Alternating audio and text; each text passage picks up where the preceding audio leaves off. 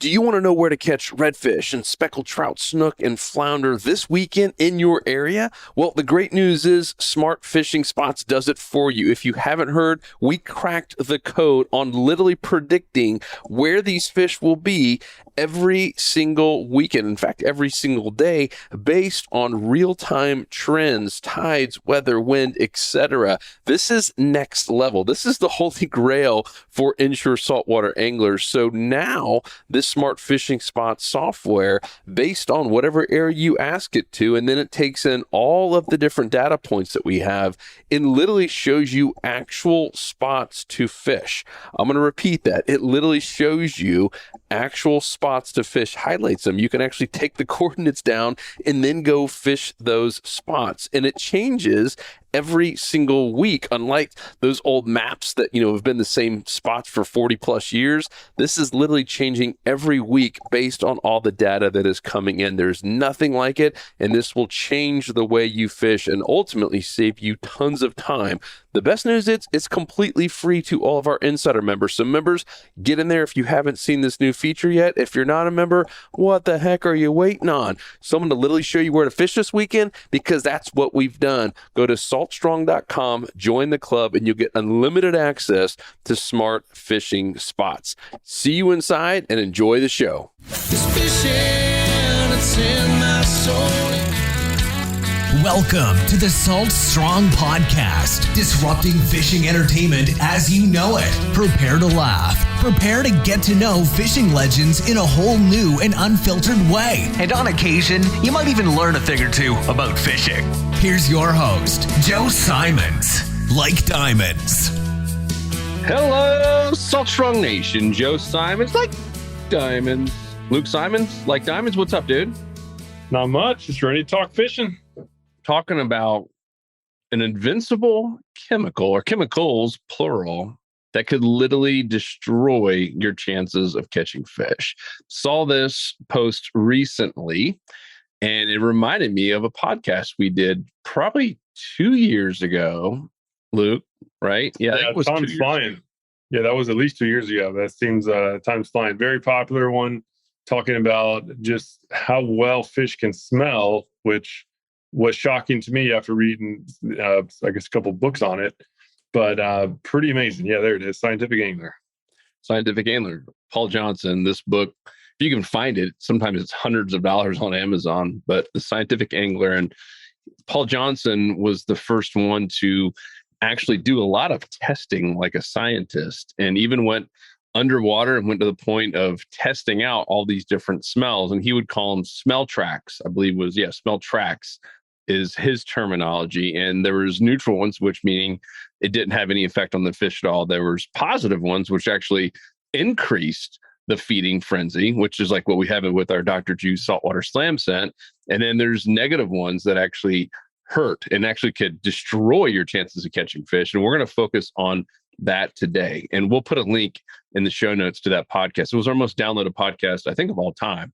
Because it's so fascinating, right? We all want to know these little things. And I think so many times, Luke, we get ourselves in the right spot, which is the toughest thing, to find that 90-10 zone. And like with our Smart Fishing Spots app, we're literally showing you where to fish. And then with our tides, we show you the best time of day to fish. I mean, we're trying to simplify it, but there's still these small little nuances, right? Like if you don't have your Slam Shady or your Power Prawn or whatever you're using, even your live bait, if it's not rigged correctly or if it's helicoptering around, you're just not going to catch fish. But there's also these negative smell tracks. Yeah, let me just throw something out there, just so that the level of importance is known. And so we all know how good dogs can smell. And the biggest shock to me after reading that book and then seeing it in other places as well is that that fish can smell way better than dogs can. It's not even close. And that's so like thousands of times better than the average dog. It's almost like the benefit that there's humans down here, dogs here in the middle, and then fish are about the same distance above dogs that dogs are to humans. So once I saw that, that's when I was just like, okay, I really need to pay attention to it. I will admit, for many years until recently, I was really not a believer in scents. I never used them.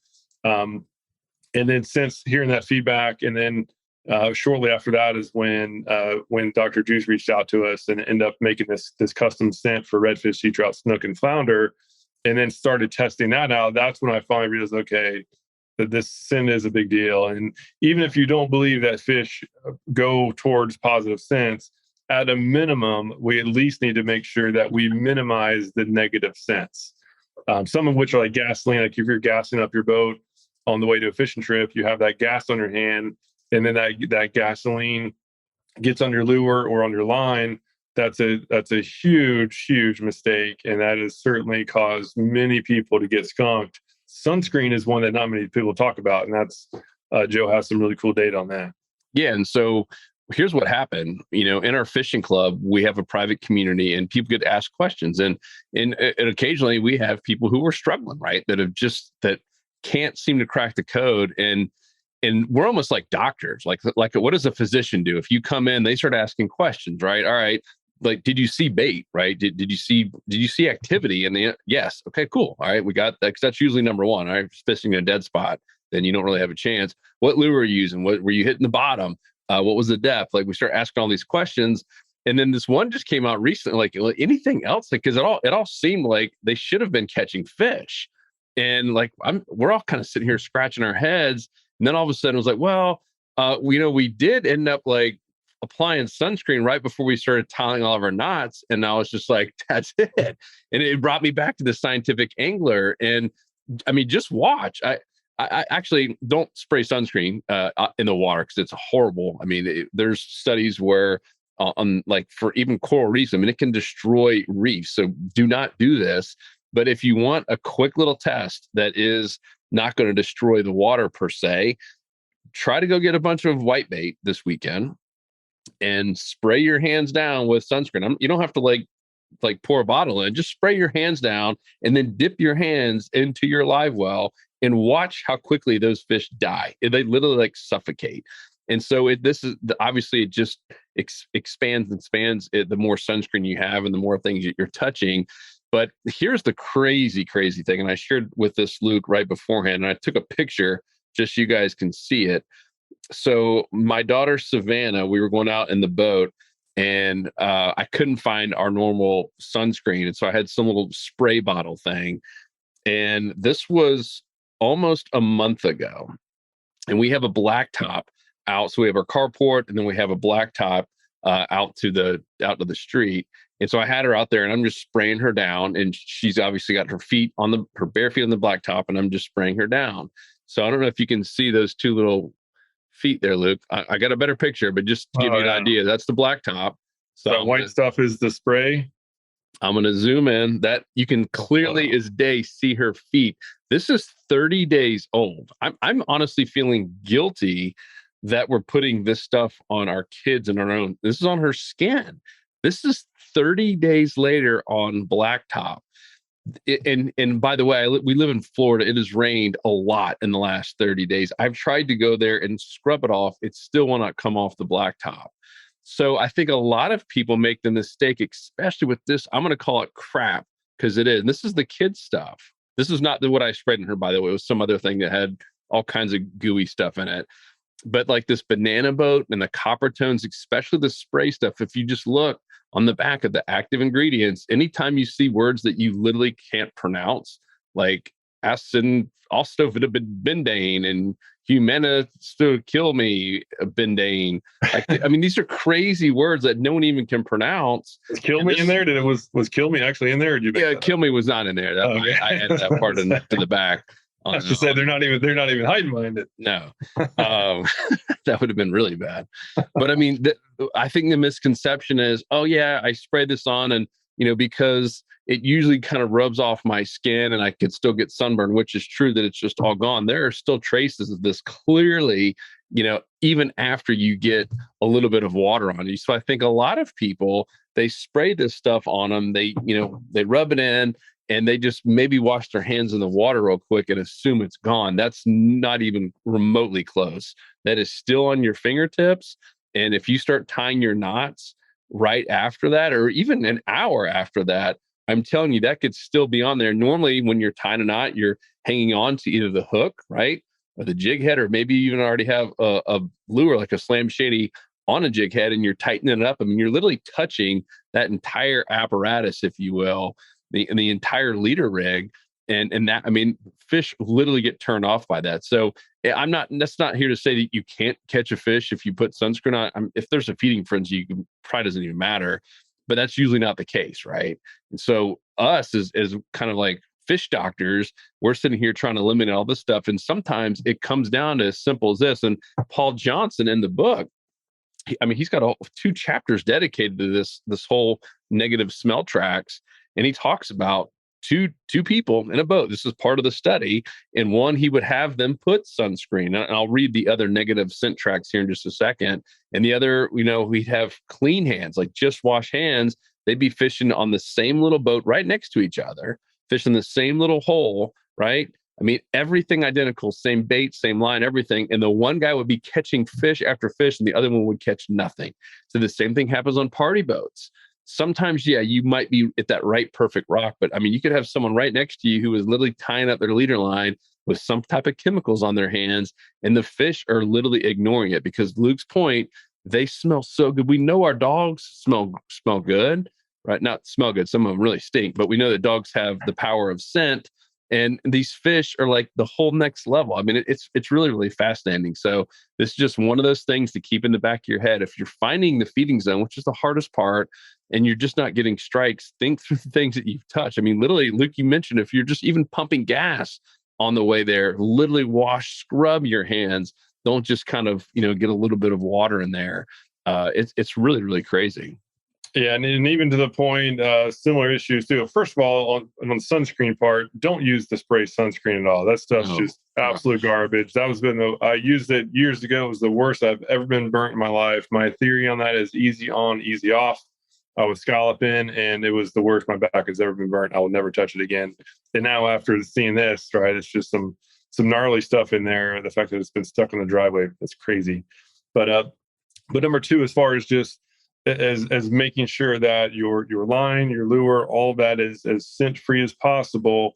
One tip as well that I know a lot of people do is they store their rods and their reels in the garage. And they have, like, for mowing lawns and stuff, they have gas cans in there as well. And that gasoline is just basically gets in the air and will attach itself to whatever's in there. And now it's on your line, right? And it's on your lure. So highly recommend keep your gear indoors without gasoline scent or any kind of chemicals touching it.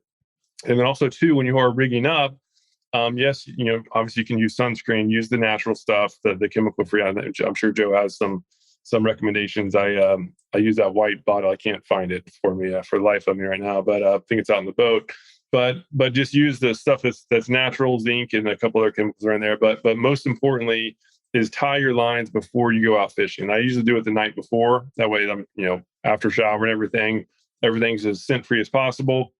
Tie it all in. That way, it's ready to rock. And then when you do put sunscreen on the next day, it doesn't matter because you're already locked and loaded, and no problems. Just minimize. Long story short, just minimize the amount of any kind of scent that get on the line or the lures. Yep. Yeah. The one that you're referring to, the sunscreen, is Skin Medica, and it's not tons of other ingredients. There's only 1 or 2. If you really look at the stuff dermatologists recommend that you put on your skin, not have chemicals all over your body and in the water. And this is the stuff that should not kill fish and should not be killing reefs, is zinc oxide and titanium dioxide. I mean, it's really those 2. And that's it. Then you have different versions of it, is it, nano and all this stuff. But those are the only 2 active ingredients you should have in any kind of, and then it's not even sunscreen, it's sunblock. It's literally blocking the sun's harmful UV rays, versus with chemicals, it's still soaking in. Like, the whole thing's a hot mess. It's amazing. I mean, it's just the power of these billion-dollar brands who are literally lobbying against lawsuits. But I mean, there's studies going on trying to say that this is actually causing more cancer than not even putting sunscreen on at all. I mean, isn't it crazy? 50, 60 years ago, sunscreen hadn't even been invented yet. There was none of it, or it was very, very rare. And now we have multi-billion-dollar companies selling sunscreen, and skin cancer, melanoma is the highest it's ever been. And it can't just be because the ozone layer. I mean, that's really, really wild that now more people than ever wear sunscreen, chemical-based sunscreen, and skin cancer is at all-time high. I'll let you guys fill in the blanks there. Yeah, all I know, once I switched over to the natural stuff, the more natural stuff, I should say, is that I used to use banana boat, and I still do. Because I still have tubs of it. But I don't put it on my face, because when I used to put it on my face, it would eventually get in my eyes. I could be sweating and eventually end up in my eyes and like really stings eyes.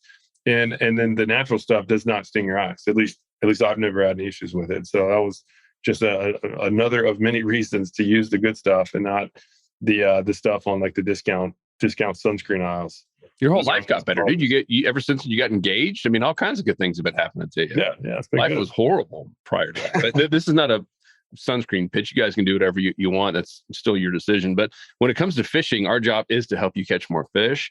And I would say be very, very careful of that. Even like, when I go to fish with you a lot of times in super early mornings where I'm leaving the house at 4:30, I'm good about, I've put sunscreen on before I even leave, even at 4 a.m, and then wash my hands really well. And I've already, tied my lures. But the tougher part is, if you do need to tie in the middle of the day while you're out there, and that's the tough part. And there, Dr. Juice does make that scent remover stuff. I think it works. I personally don't use it. It's one more thing I don't really feel like carrying. But it can't hurt. And so Dr. Juice, he is a scientist, it's a real guy that created that to be able to take all of those bad chemicals and the L-serine, all the things that are bad, the negative smell tracks based on this book really is where it came up with it, to be able to take it off of your skin. And it's wild how long that will stay on there. And you would never know. Like you're not going to be able to smell it. You're not going to be able to see it. It would only be done if you went into a lab and got your fingerprints done, that you'd be able to see that stuff. So really, really fascinating. You mentioned the garage. This is an important one. And this happened to me recently. We've got a little guest house that's also our garage. So in there, we had it all painted, and I keep some of my tackle in there. And I realized I was kicking myself because, this is it's like a little small 1-bedroom, and you got those paint fumes in there for really a couple of days. And I ended up just redoing all my lines. Any reel that was in there, I just redid the whole thing. I'm not going to risk it, because that's what this book is saying. To your point, Luke, you could leave your rods and reels in a garage, and if there's paint, if there's any kind of chemical that's, even if you can't smell it well, I'm telling you, the fish can, and that stuff can get into your line, especially gasoline. That was what the book was really hammering home, is people that have the lawnmowers and they have a little workbench and they got, little gasoline cans or, paint cans or whatever. This stuff can actually absorb into fishing line. It's crazy. The small stuff we don't think about. So, and maybe this makes you feel better. If you had a bad day and you saw fish everywhere, like maybe it was me. Maybe I'm not a bad angler. Maybe it was just the sunscreen or some other kind of negative smell track. But it's fascinating how many times that this has probably happened to us. But we can look back and now we know the questions to ask now, and as we keep uncovering these different layers of things they were or were not doing. And this is kind of always that last Hail Mary. Hey, did you happen to be pumping gas or have any chemicals in your hand or sunscreen? And all of a sudden, oh, actually I did. I'm well, that could have been the problem. Yeah, and even smokers too. So another reason not to smoke is that in that book too, there was a guy who was a smoker and a non-smoker, and the non-smoker was just totally outfishing the smoker. And it was because, tobacco or whatever's in cigarettes is a negative scent. And so again, long story short, just any of these scents, odds are if it's not natural, it's not good. And so try to keep as scent free as possible. And then also highly recommend putting scents on your lures. Again, I mentioned before, I was not a believer in it. Now I totally am. Now I'm if I don't have some scent to put on the lure, I feel like I just don't feel the confidence that I normally do. And so now I personally use that in short, the saltwater slam scent from Dr. Juice. But there's a lot of other stuff out there, because it's just important. Now knowing that fish smell much better than dogs, which smell much better than humans, we need to make sure that at a minimum, we're at least masking any sort of negative scents that we have with the positive scent. And I really do think that positive scents actually do make a difference as well. So I'm a total believer in using scents. There's a lot of scents out there, so we're not going to say you have to get one or the other. It's just make sure to use something, because it's crucial. I'm still been blown away with how good fish can smell. And it makes sense too, right? We go down to the Keys and we put a chum block in the water, and it is shocking how fast the fish just automatically come up. They're on the bottom in 30 feet of water, and then within a minute they're up at the surface. So it is incredibly just water has that ability to move scents around, and those fish can really pick up on it. Mm-hmm. Yeah, that is crazy, right? I mean, it is. The last couple times in the Keys, I want to say you could probably count down less than 60 seconds. And it's not one or two, it's school. Like, whoa, where did these things come from? And yeah, that's really, really crazy. The Dr. Juice one, that is one that we have tested. So you said you can use whatever. I would try that. Get the little small bottle at fishstrong.com. That's our online tackle store. The Dr. Juice. I mean, we've got countless testimonials, and these are people who used to use Procure or nothing at all. Like, this stuff absolutely works. And you've done a couple of the tests. Yeah. On top of a dock, like at nighttime, where you see and they're fighting over it when you have the scent on there, and they're not fighting over it when you don't. I mean, we've got multiple tests like that with video evidence. It's pretty wild. And so what I do, if there is a situation where I've got some sunscreen on my fingers, like in the middle of the day, and I have to retie, if I don't have anything to get everything off, I will wash them in the salt water. I'll retie, and then I will put Dr. Juice all over. I'll put Dr. Juice on my fingers and actually rub the line and rub the lure and just cake it on, just to try to mask any of the bad scent that might have been on my fingers. And you've probably watched, if you've seen any of our live podcasts, Luke does that all the time, because I've seen people in the comments say, "What is he doing with the line?" He's just rubbing that stuff even on the leader line, and go all the way up if you want to. If you're like me, your time is valuable. You don't get to fish every single day. You want to maximize it, and you want every possible advantage over the fish. And to me, trying to mask any bad scent is a no-brainer, especially when these Dr. Juice stuff flat out works. The only bad news is they might start biting your leader line, but no, I'm just kidding. They'll bite the lure first. Yeah, and if you do use it, which is the best one I've found so far, is that Dr. Juice, the saltwater slam in particular. It's oil-based, which is the positive. You don't need a whole lot, and you spread a thin layer over the lure while it's dry, especially. Mm-hmm. And water and oil don't mix, as we know. So that oil will basically it'll keep the water away. So it'll give off some scent as it goes through, and it'll basically lock in anything that's underneath it to prevent any negative scents from getting out there. So again, as I mentioned before, I'm a total believer in it. I just recommend people use scents. That inshore, the saltwater slam is the best I've found so far. But there's others that will certainly work as well. I just think that the oil-based ones have the advantage that they have. You can't see it, so it doesn't discolor the lure like some other ones do, and it flat out lasts longer. I have done some tests, one of which was with Procure, which used to be the one that I was using after realizing that fish smelled so good. And the Dr. Juice, even though it was clear, I thought in my head that the gel type, which is Procure, is the gel based. I thought that it was lasting longer because it was just chunkier and I could actually feel it. But then every time I've done it, I would always apply one with one hand and one with the other. And the Dr. Juice hand, it would literally would still, I could smell it like days later. Whereas the gel based dissolves in water, so it eventually dissipate and leave. So that was when I was okay. Like, this oil based is legit, and so now it's all I use, just because it seems to be more effective. And I don't have to apply it like once. I just do it once per trip. Every time I change lures, it goes on, and then I let it rock for 2-3 hours or more. Yep, that's good. All right, let's cover the negative smell tracks according to this study from the Paul Johnson. You ready for the first one?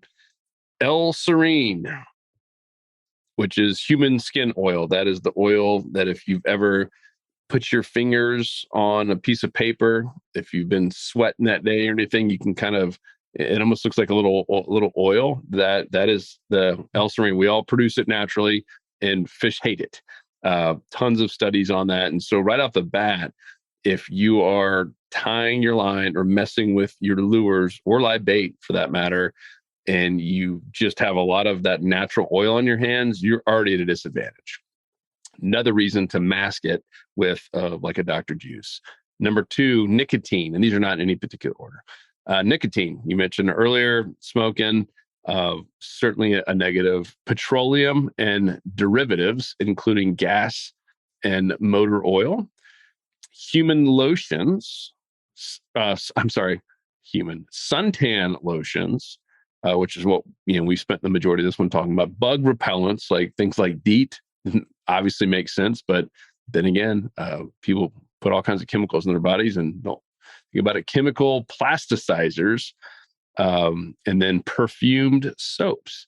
So don't think that you can take the wife's cute little perfume soap and think that you're safe. That could actually make it even worse. So you don't want to have a bunch of perfume soaps. And that is it. That's the list of the negatives. We can do a different one of the positives, or just go listen to the full podcast we did on this. We'll put a link to it. Really, really fascinating. But just wanted to share that with you. That could be a reason that you are having trouble catching as many fish as your friends, or maybe even people on the same boat. Sometimes it's as simple as the small stuff like that, where we feel like we're doing everything right. And it's just like, holy smokes, I had all this stuff on my hand. And that might have been the reason that you found the fish, but they literally could have been ignoring you. And like I said, try it out. And there's plenty, if not the majority now, of full-time fishing guides, especially here in Florida, that do not allow this stuff on their boat. They're like, get that crap off of my boat. One, because people get on their hands and it does kill all of their bait really, really quickly. And number 2, just like that picture of my daughter's permanent feet marks, I mean, it destroys your boat. I mean, it can destroy leather. It's crazy what sunscreen. I mean, gel coat. I mean, it's not, because it's chemicals. It's really, really wild, especially with that aerosol stuff. It gets everywhere, and it's so tough to get out. I would personally not put it on my body, and I wouldn't put it on my boat, etc. So be careful with that stuff. Stay away from the spray. Absolutely. Or just any of the chemical stuff. But I feel like this is what especially a lot of guys get. One, out of maybe laziness. I used to buy this too until I started studying this stuff and got skin cancer myself and started kind of opening my eyes. Like, all right, maybe I should see what I'm putting on my skin. And so I used to get this. But 2, like, especially for your back, you don't want your buddy rubbing your back. And so a lot of guys just get the spray. But I'd rather just put a shirt on than put that kind of stuff on my body. So hope that was helpful. If you guys have questions, thoughts, other things that you've seen out there that have helped or hurt in terms of fishing in the scent, let us know. Put a little comment down below, and we'd love to hear from you. And if you want a little bit more on this same topic, we'll put a link down below to that podcast about the smell tracks. And of course, if you haven't checked out the Smart Fishing Spots app, holy moly, the thing just keeps getting better and better every single week. Testimonials have been flooding in from our members who are using it and going to the spots that they're seeing right there on the app, and all of a sudden catching fish right away. It's so cool seeing this thing work so well. So that's free. It's free to all of our members. Get in before we raise the price there. And once you're in, you're locked into your price for life. That is our promise to all of our members. We like to reward the people that help build this club up to 30,000 plus. And when we do raise the rates, it'll only be going on new members going forward, not the existing members. So anything else, Lukey? Well, that covers it. Yeah, just be mindful of the scents. It is a big deal, something I totally overlooked for many years, and no telling how many fish it prevented me from catching. So Don't make the same mistake I did. Yep. All right, everybody. We will talk to you in the next episode. Peace. We out. Find out more at saltstrong.com. 'Cause fishing, it's in my soul.